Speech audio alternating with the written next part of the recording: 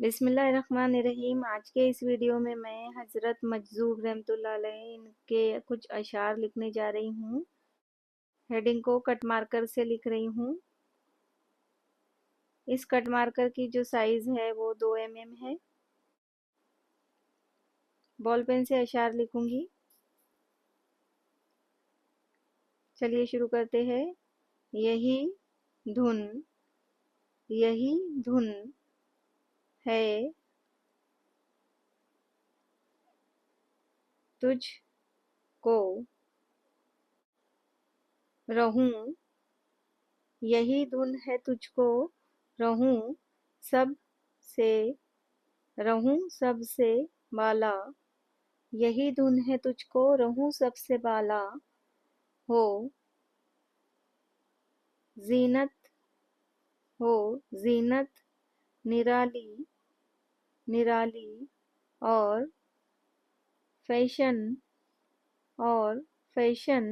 निराला। हो जीनत निराली और फैशन निराला। तुझे हुस्न जाहिर हुस्न जाहिर ने धोखे धोखे में डाला। तुझे हुस्न जाहिर ने धोखे में डाला। जिया करता है क्या यूं ही मरने वाला। जिया करता है क्या यूं ही मरने वाला। जगह जी लगाने जगह जी लगाने की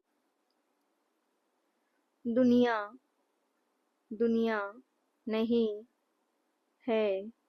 जगह जी लगाने की दुनिया नहीं है।